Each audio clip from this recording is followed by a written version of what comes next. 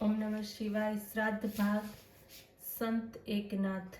જ્યારે જ્યારે સમાજ સાચી ભક્તિ છોડી ગાંડી ઘેલી ભક્તિ કરે છે, ભક્તિમાંનું તેજ ચાલ્યું જાય છે, ભક્તિમાંથી જ્ઞાનની મક્કમતા ખલાસ થઈ જાય છે, ત્યારે ત્યારે કોઈ મહાન વ્યક્તિ જગતમાં પધારે છે અને તેજસ્વી અને જ્ઞાનનિષ્ઠ ભક્તિની પરંપરા ઊભી કરે છે.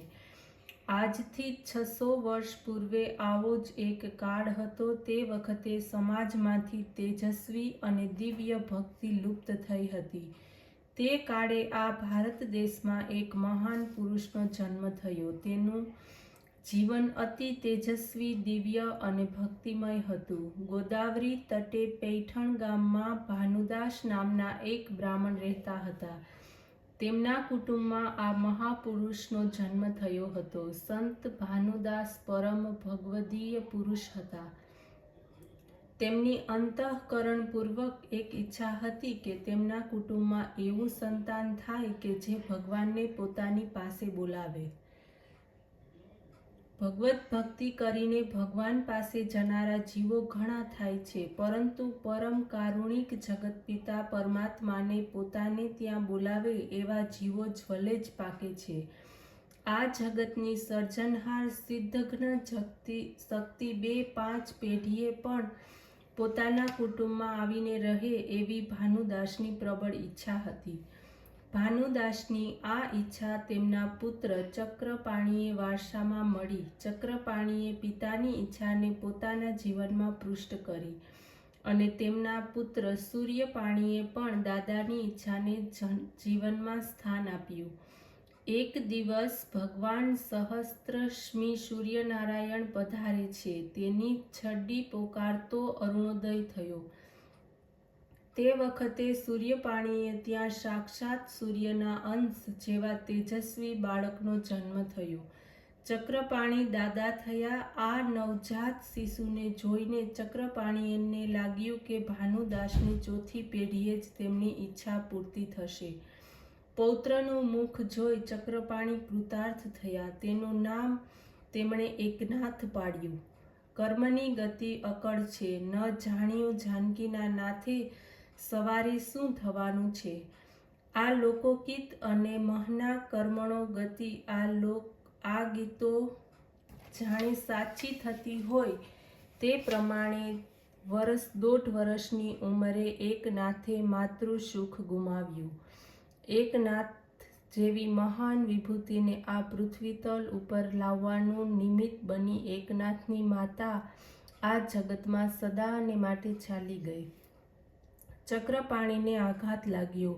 બાળ વયે જ એકનાથે માતૃસુખ ગુમાવ્યું. સ્વામી તિન્હી જગાનશા આઈ વિના ભિખારી.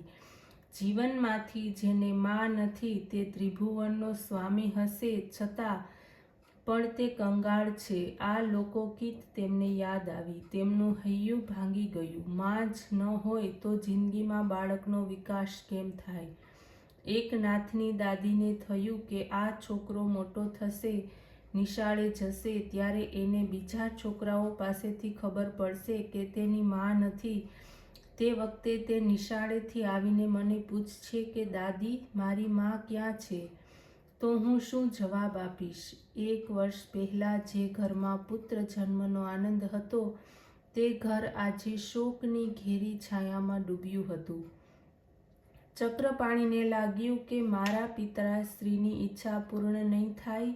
ત્રિભુવનાધીશના સાકાર રૂપે આ જગતમાં લાવવાની શક્તિ આ બાળકમાં હોત તો તે આ ઉંમરે માં વિહોણું ન થયો હોત.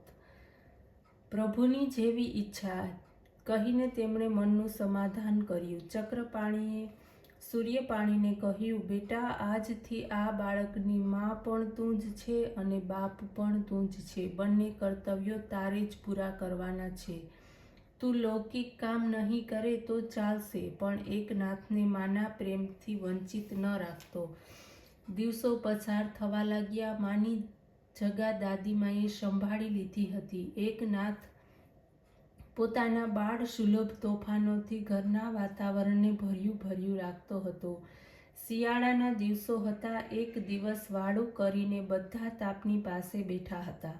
સૂર્ય પાણીને તાવ આવતો હતો, તેથી તે ખાટલામાં સૂતા હતા. કડકડતી ઠંડીમાં દાદીને ગોદમાં લપાઈને બેઠેલો 5 વર્ષનો એકનાથ દાદાને લાડથી કહેતો હતો, દાદા, વાર્તા કહો ને, આજે વાર્તા કેમ નથી કહેતા? ચક્રપાણીએ વાર્તા કહેવાની શરૂઆત કરી, પરંતુ 5 મિનિટમાં દાદા વાર્તા કહેતા કહેતા અટકી ગયા. શું થયું તે ખબર પડી અને એકનાથની નાની નાની નિર્દોષ આંખો કુતૂહલથી આજુબાજુ જોવા લાગી. વાર્તા બંધ પડી હતી. દાદા ત્યાંથી ઉઠીને સૂર્યપાણીના ખાટલા પાસે ગયા.